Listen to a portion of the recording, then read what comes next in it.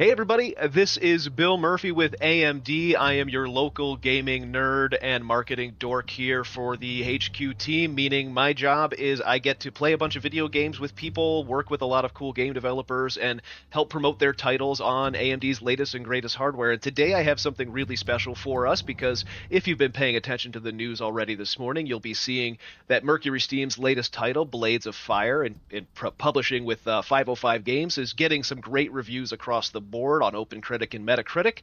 And that means right now we have Enric Alvarez from MercurySteam. He is the game director and the CEO of MercurySteam, and he's going to join us and watch me die and tell us a bit about the game. Enric, please welcome. Thank you for being with us. Thank you very much for having me here, and also thank you very much, or apologies in advance because my English is rubbish. But for me, it's a pleasure to be here with you today. Everybody that says their English is rubbish is usually better at speaking English than most English speakers. So you're doing good. You're doing good.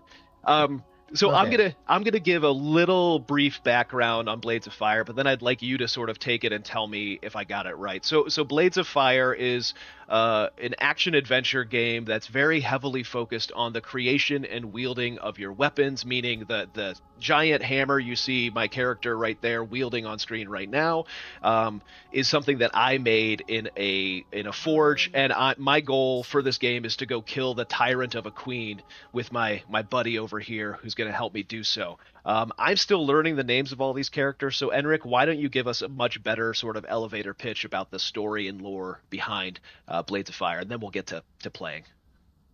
We'll try. We'll okay. try. Blades of Fire is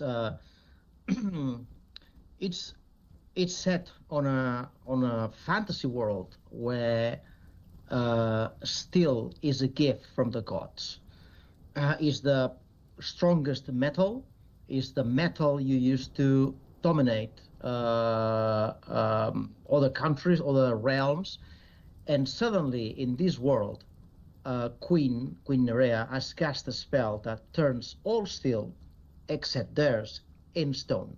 So from overnight, there's no way to defend yourself from the Queen's hordes, the Queen's creatures, because essentially all your steel weapons turn into stone. And if you try to battle the Queen forces with, for example, an iron sword or a copper sword, they will break in pieces against the power of steel, which is the strongest, and also the metal of the gods. So your mission in this world, you are an adventurer that lives alone in the forest that suddenly becomes the only one who can forge steel thanks to a powerful hammer that is given to you by a mysterious child, and it's obvious from the first moment that your character knows more than it's saying, but it's something that you'll have to discover throughout the whole game during your adventure. So your only mission in this game is to kill the Queen, but the path is very, very intricate and full of dangers and adventures. Yeah, I'm giving a look right now. You're probably a little bit behind my screen, but I'm giving a look right now at sort of the map. I am maybe 1 hour into the game, I'd probably say, Enric, where you start off, you're given that hammer, you've decided that you're going to go kill the Queen, and you try to make your way across this encampment, and the encampment has a whole bunch of the Queen's people and a giant troll that they've captured that ends up trying to kill you. I've managed to beat that troll, even though I am terrible, and now we are looking for a swamp. So I haven't yet found the swamp. I also haven't been practicing a lot lately because I've been waiting for this stream day and for the game to be finally released. So we're gonna go try to find the swamp. In the meantime, what I was wondering if you could actually tell us a little bit about the technology behind the game and that MercurySteam uses, because unlike most everybody else in the game industry, it seems you're not using Unreal. You're not shifting to Unity or using Godot. You guys have your own engine. Is that right? It's correct. Yeah, we've been using our engine since the day we started the studio, and I'm talking 2002, so it's 23 years ago. we made the decision of using our own technology because for us is like a tailor-made suit. It fits perfectly. It um, answers all your needs and makes exactly what you need that the game is making. So for us, it's second nature. We've been always working like that. Um, we think Unreal is an excellent engine, but for us, it gives us total control on exactly each and every game needs. So we developed our tools over the years. We have an excellent team of programmers, and as I said, I mean, we make when we put on the table a new game, we is enormously comfortable for us to have total control on our technology in order that that game does exactly what we need it does. And is it based on any existing engine, or is it completely homegrown? Sorry again? Is the engine based on anything? Like, is it based on Lumberyard or CryEngine or anything like that? It's completely homegrown? No, completely homegrown since day one. As I said, 23 years ago in the studio. The iteration we are using for Blades of Fire, we call it 6 because it's the sixth iteration, is based fundamentally upon the previous ones. Okay. What was the first game that your team actually worked on? The first one that our audience might be aware of? Well, before establishing MercurySteam, we met the founders of the studio. We met working for a long time extinct Spanish studio, which name was Rebel Act Studios. If you remember, the only game released by Rebel Act was a game that in Europe was called Blade of Darkness, and in the States, I think it was named Severance.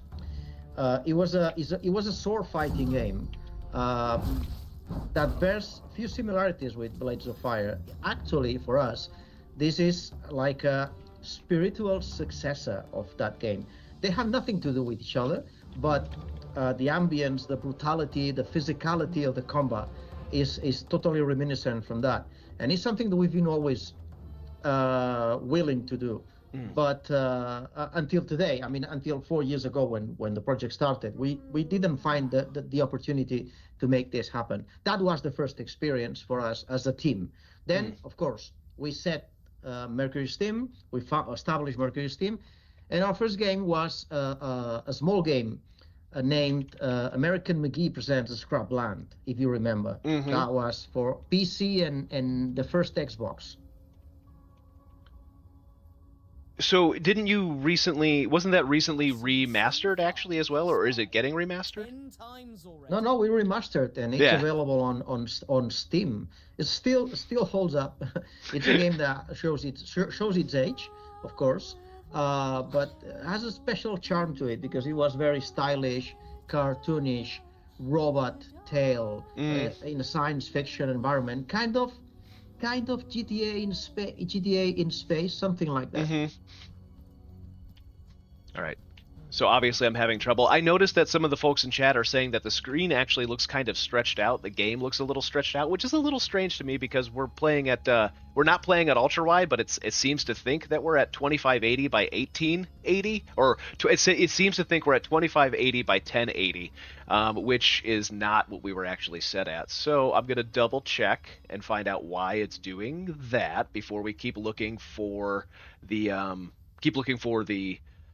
swamp, because honestly, Unric, I'm probably going to have to make you help me find the swamp. It's easy, mate. You just need to go south.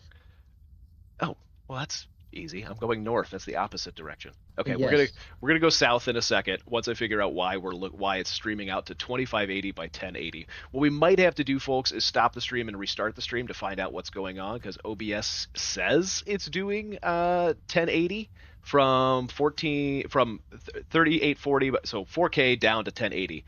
But I don't want to keep making sure that we're doing something wrong until I don't want to keep playing a game at stretch. So give me 5 seconds. I think I figured out the problem, and we'll come right back, and then we'll continue finding the swamp and talking